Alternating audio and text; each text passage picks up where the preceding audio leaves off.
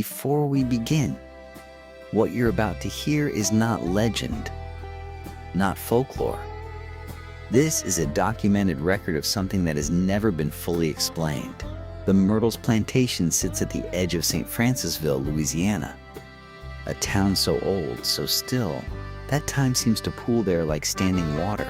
Wrapped in Spanish moss and surrounded by ancient oak trees, the house was built in 1796. And in the 2 centuries since, more than a dozen people have died within its walls. But death at the Myrtles is only the beginning.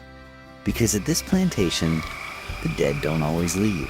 There is a mirror in the main hallway, a French antique framed in gold that has never once reflected a clean image. Guests have reported handprints on the glass from the inside. I'm your host. Welcome to Beyond the Realm. Tonight, the Myrtles Plantation. To understand why the Myrtles is haunted, you have to understand what happened there.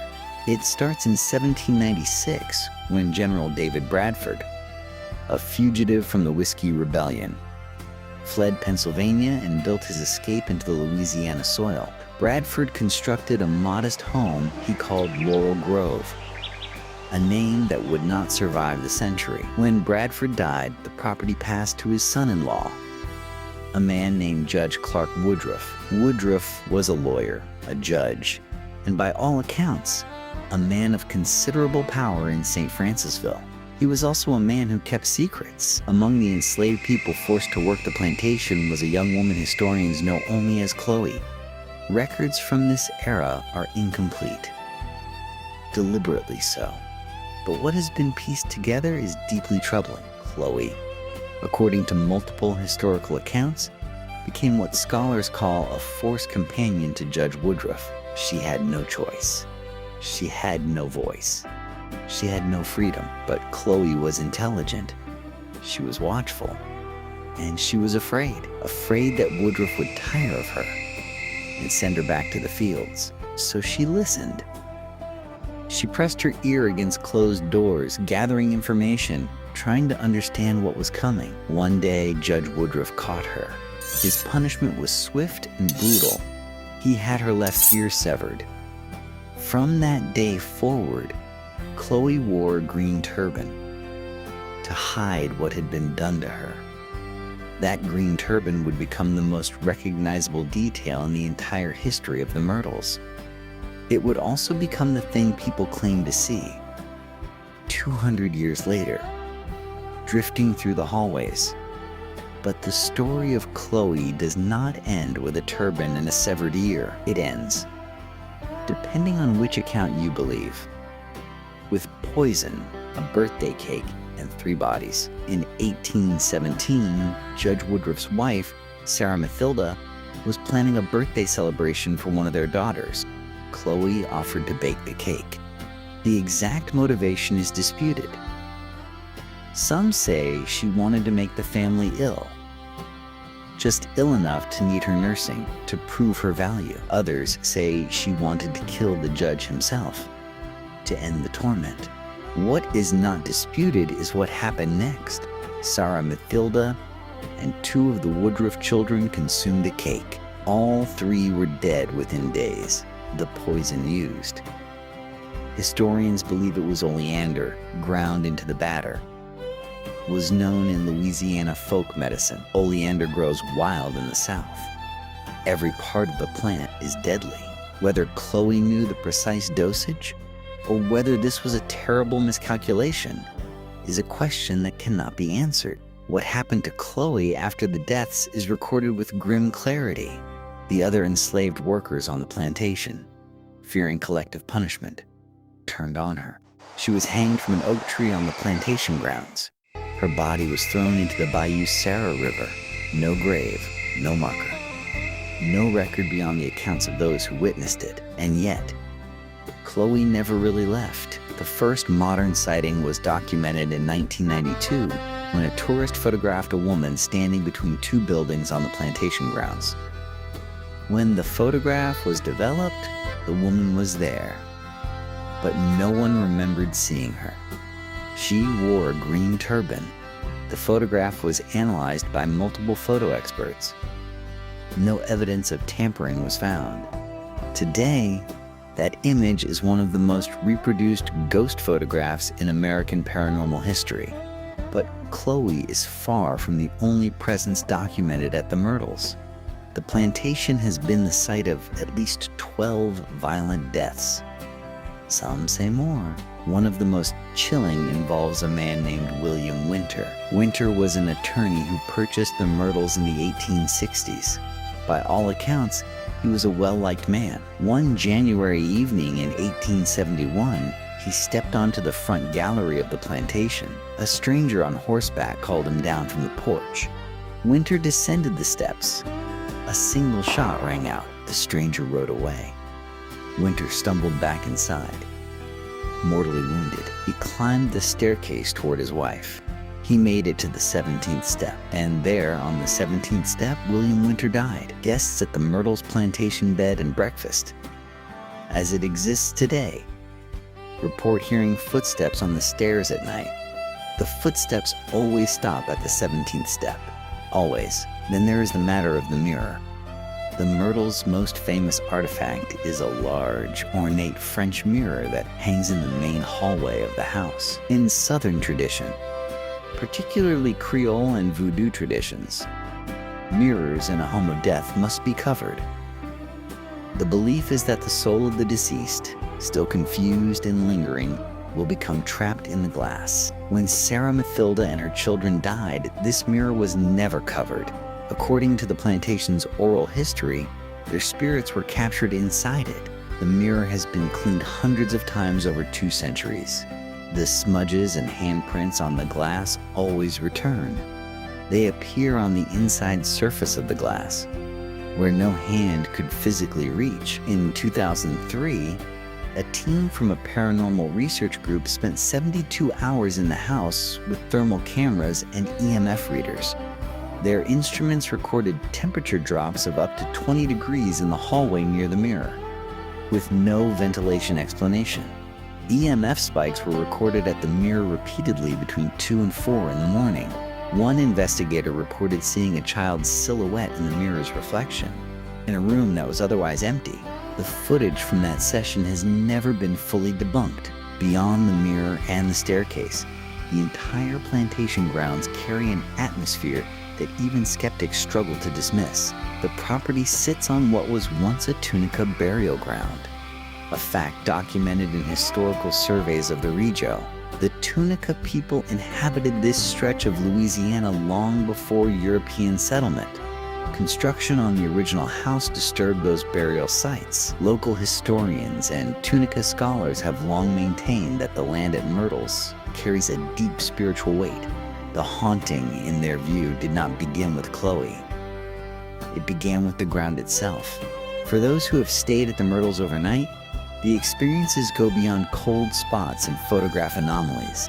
Former guests have described waking to find a figure standing at the foot of their bed, a woman in period clothing watching silently. Others have reported the smell of oleander blossoms in rooms with no flowers. Children who stay on the property frequently report playing with the girl in the old dress, a playmate their parents never see. Staff members who have worked at the plantation for years speak about the encounters with notable calm. Not the calm of disbelief, the calm of familiarity. One longtime housekeeper, interviewed in a 2018 documentary, described seeing Chloe's silhouette in the kitchen window every winter. "She's not scary," she said.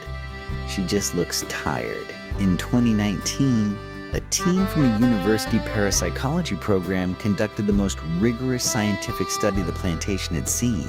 They deployed acoustic sensors, full-spectrum cameras, and a network of environmental monitors across the entire property. Over the course of 2 weeks, they recorded 47 unexplained acoustic events.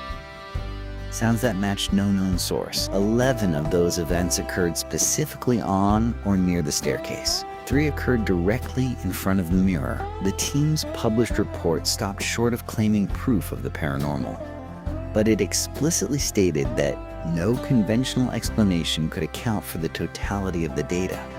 That in the world of paranormal research is as close to validation as it gets. The Myrtles has also attracted attention for something far more grounded: its legal history. In 1980, a caretaker named William Myers was shot and killed inside the house. The case was ruled a murder, with no conviction ever secured. His presence is believed by many to have added yet another layer to the plantation's spiritual atmosphere. There is also the account of a former owner in the 1950s who reported seeing a vision of a woman in a green turban on the night she purchased the property. She knew nothing of Chloe's story at the time. She researched the plantation history only after the vision, and found Chloe's documented description waiting for her in the archives. That account has been cited by paranormal researchers as one of the strongest examples of independent verification in the case. Because here is what makes the Myrtles different from most haunted locations. Most ghost stories are singular. One report, one family, one generation. The Myrtles has been generating documented encounters consistently for over 200 years, across owners, across decades, across cultures and belief systems. The details: the green turban, the 17th step, the mirror, the smell of oleander. Repeat, not because people read about them first. In many cases, they report the details and then discover the history.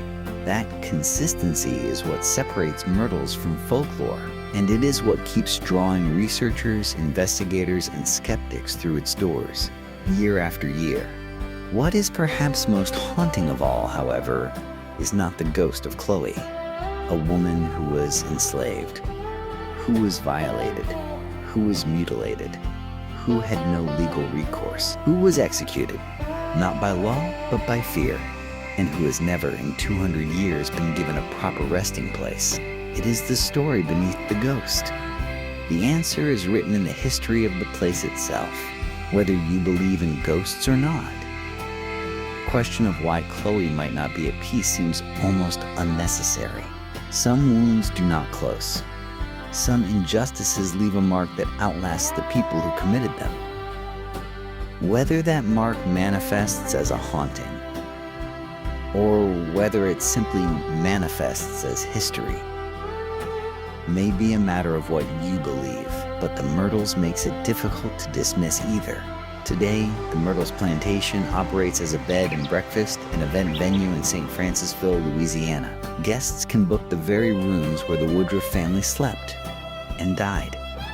The plantation offers ghost tours, mystery dinners, and overnight stays that routinely sell out months in advance. Every year, thousands of visitors make the drive down Highway 61 to stand in front of that gold-framed mirror. Many leave with photographs they can't explain. Some leave early, some just leave. The National Register of Historic Places listed the Myrtles in 1978, citing its architectural and historical significance. But the listing makes no mention of the violence, the enslavement, or the deaths that define the property's deeper history. That omission has drawn criticism from historians who argue that places like the Myrtles must be understood first as sites of trauma, and only secondly as tourist attractions. It is a conversation the paranormal community is increasingly engaging with. What does it mean to seek thrills in a place where real suffering occurred? Can we honor the memory of people like Chloe while also exploring the unexplained? These are not easy questions, but they are the right ones to ask. The Myrtles Plantation will continue to stand in its moss-draped silence long after every living person who has ever visited it is gone. The mirror will continue to cloud. The footsteps will continue to climb to the 17th step. And somewhere on the grounds, perhaps beneath the oldest oak, where the Spanish moss hangs lowest, a woman in a green turban may still be waiting for something that 2 centuries of history suggest she may never receive: justice. If this episode opened something in you, a question, a chill, a need to know more, then we did our job. The Myrtles is not the end of this story. It never has been. Subscribe to Beyond the Realm for a new investigation every week. Drop your most unsettling Myrtles experience in the comments. we read every single one. And if you've ever spent a night at this plantation, tell us what you heard on the stairs. Until next time, stay curious, stay respectful, and stay just a little afraid.